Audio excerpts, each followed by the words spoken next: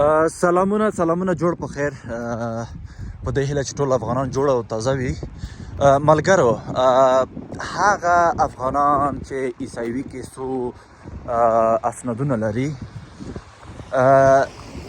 د عیسوي کې څو پروسه ډیر سلو روان دی نو د حل لاره بهترین حل لاره دغه دی چې تاسو خپل اسنادونه یو سناتور ته ولېږئ د امریکا کې سناتور پیدا کوي سناتور ته ورولېږئ خپل مستقیما کوي ورولېږئ خو ډیر به ښه شي ځکه چې هغه به تاسو سره مستقیم ارتباط ونیسي هغه سناتور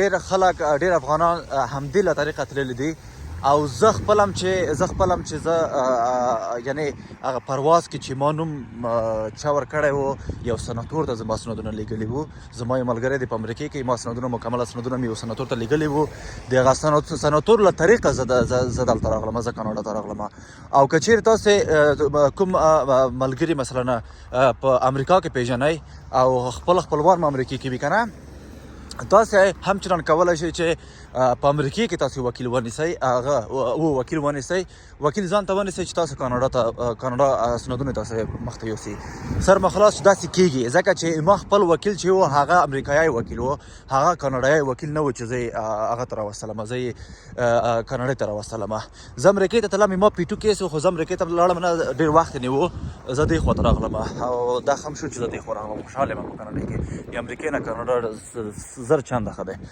نو دغسې یو خبره مې کوله چې تاسو کولی شئ چې د وکیل له طریقه د هغه سناتور له طریقه تاسو خپل اسنادونه مخته یوسئ هغه سناتور څه کوي خاص سناتور تاسو اسنادونه سرچ کوي تاسو اسنادونه مکمل وایي چې تاسو کوم نهاد ته یعنی کوم نهاد سره برابر دي اسنادونه چې تاسو هغه نهاد ته معرفي کړي هغه نهاد تاسو کارونه مخته وړي سر مخلاص شو دې له طریقه تاسو بیا کولی شئ چې امریکا ته داخل شئ د یو مسله بله مسله که چیرې تاسو نشئ پیدا کولی چې څه رقم سناتور مثلا سناتور د کوم له طریقه تاسو پیدا کوئ زه به یې پیدا کړم مشکل نه لري خو په دې شرط چې ما هم سپورټ کوئ دا ویډیو در سره شیر کوئ د ویډیو در سره لایک کوئ سبسکرایب کوئ کومنټ کوئ هر څه چې وي هغه سر ته ورسوئ د یو نو ما مخکې مې ویلي اوس هم وایم چې په لایک او فالوورز نه لیونیان هم خوشحالېږي زه خورک روغ سړی یم زه خو خامخا خوشحالېږم نو دا ما حق هم دی چې تاسو ماته لایک او فالو او سبسکرایب ونه کړئ ګړنګای دی بړنګای دی هغه ووایئ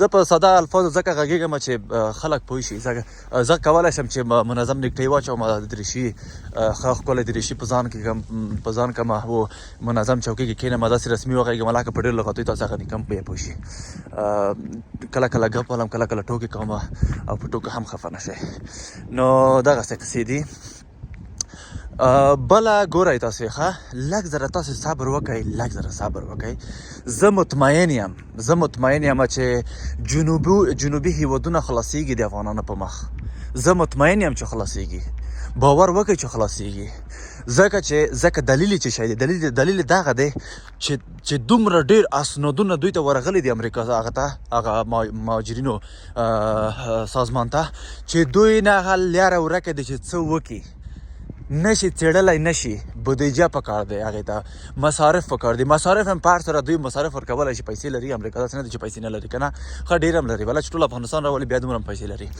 خبره دلته ده چې دوی نشي څېړلی دومره وخت نشته که چیرې دوی وڅېړي دوی ویلي وي چې 14 کاله به تېر شي تر څو دغه مکمل د افغانستان اسنادونه خلاص شي نو دوی ګوري چې ځان ته بله لیاره پیدا کړي تر څو د کوم خلک چې واجد شرایط په افغانستان کې پته او په نورو هیوادو کې دي دریم هیواد کې چې دوی راولي زه مطمئن یم چې دوی دا خبره دوی کړې وه چې دغه جنوبي امریکایي جنوبي هیوادو سره یې خبرې کړې وي تر څو د خلکو ته ویزې ورکړي که نه نو دا خبره تر اوسه پورې فاینل شوی نه دی دلیل دغه دی چې د نور خلک د نور هیوادونو چې دي افغانانو څخه لږ ویره لري ځکه وایي موږ ته خطر واقع نه شي زه رقم خبرې دي صحیح دی نو دې په اساس خبرې روانې دي کیدای شي تاسو هلته چې ننوځئ بایومټریک شئ او نوره څو پروسې نوره باید سر ته ورسوئ تر څو هغه جنوبي هیوادونو ته تاسو لاړ شئ سر مو خلاص شو او هغې له طریقه داسې خبره کړې ده چې کیدای شي په پښو مثلا لوړ شي هغه ته امریکې ته یا کاناډې ته داسې ځان ورسوي نو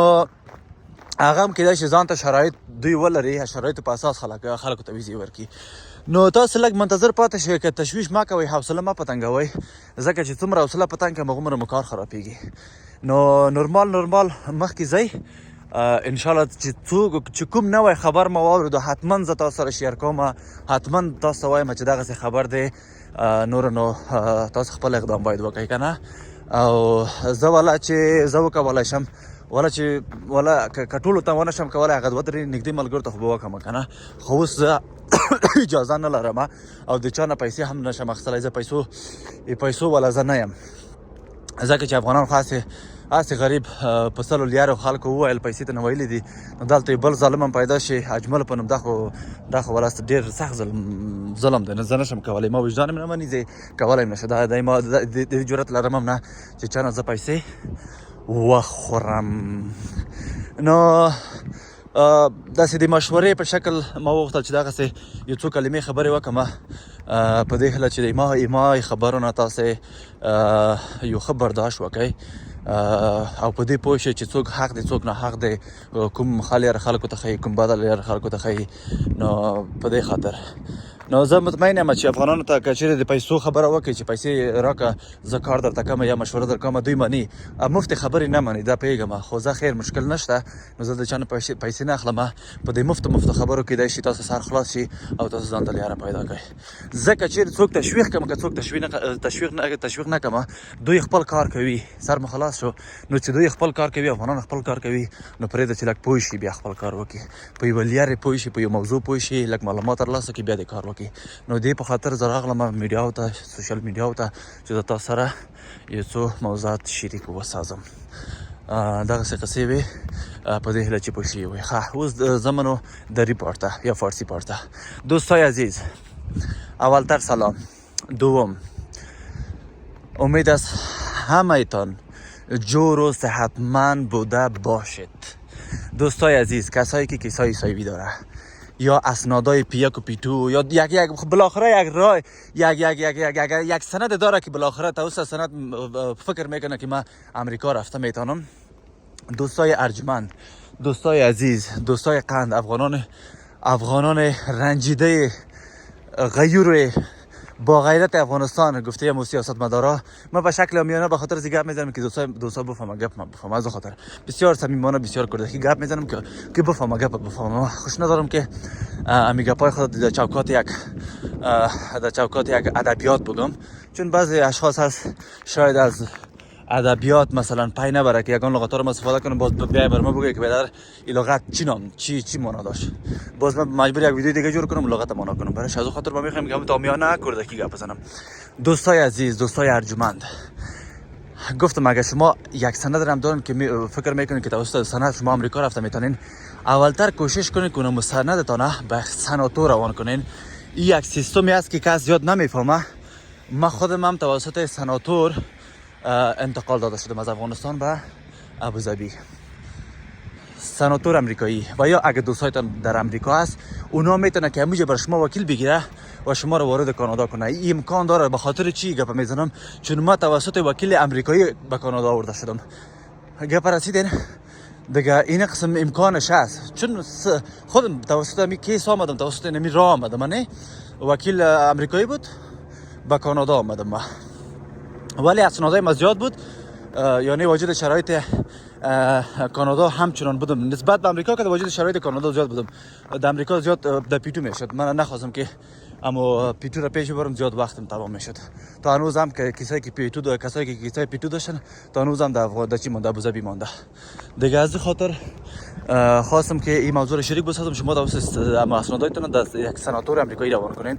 اگر پیدا کرده میتونین آدرس هاشون، اگر آدرس هاشون پیدا کرده نمیتونین، من براتون پیدا میکنم. الان مازی میترسم. اینا بسیار ببخشید دیگه، بلای نه خاکدم سرت نجس. حالا سکت در خانه بون باز برای ما چی گناه کردیم؟ های بیبی های. اوکی مجبور هستم دیگه های کده بیشتریم براش تا که جور شوی پتن رو تایست دیگه. خواه ببخشین دیگه. اینی یک راهی است که بر شما خواستم این معلومات شریک بسازم امرای شما. ما گفتم این راه هم وجود داره. و یا یک راه دیگه دوستای عزیز، کسایی که مثلا نمی کیسا یعنی اسنادای امریکا را داره، من مطمئن هستم چون این خبر یک دفعه در واشنگتن نیوز نشر شده بود که امریکا کوشش داره که کشورهای جنوبی گپ بزنه تا به افغانا ویزا بده، تا به افغانا اقامت بده و ایرا همچنان گفته بود که ممکن است که مرز تا حد باز کنه تا افغانا وارد کانادا امریکا شوه و یا کانادا شوه. این گپ هم زده بود یعنی این ازش کم نیست که میگم میزنم. ما خودم در مورد از این معلوماتم فکر کنم نشر کردیم، در یوتیوب هم نشر کردیم، در تیک تاک هم نشر کردیم. دیگه شما میتونین که ببینین. دیگه بازم اگر کدام خبرهای تازه، کدام خبرهای نو بود، جدید بود، حتما من برای شما شریک میسازم تا یعنی فعلا کسایی که مثلا میخواد که از افغانستان برای یا مثلا میخواد به کشور بره، یعنی هر خبری که مبرای باید اونا گوش کنه. هر خبری که میبره چی من میگم چی دیگران میگه در تلاش ازی باشه، چون میشه که دو خبر یک چیز باشه یا سه خبر یک چیز باشه، شما اون وقت بفهمید که واقعیت داره. درست؟ دیگه از این خاطر کوشش نکنید که یک کسی مثلا بگه دروغ است یا ایت است است. نه، چون دمی فعلا دمی را یک دردسر کلان گرفتار شدن که مجبور کوشش کردن که برای وقتی کوشش کردن برای باید یک راه انتخاب کنین که یعنی درست باشه. دیگه وقت خوش، خداحافظتان. خوش میشم اگر شما صفحه مرا لایک و سابسکرایب کنین. دیگه یعنی یک ثانیه وقتتون هم نمیگیره، کدام پیسیتون هم مصرف نمیشه، اینترنتتون هم مصرف نمیشه. اگر اینترنتتون مصرف خیر است، باز پیسه اینترنتتون هم براتون روان میکنم به خاطر از اینکه من تشویق شوم. یعنی من زیاد کوشش کنم که خبرهای مهم و تازه رو براتون پیدا کنم. از خاطر نیاز دارم. تشکر، وقت خوش.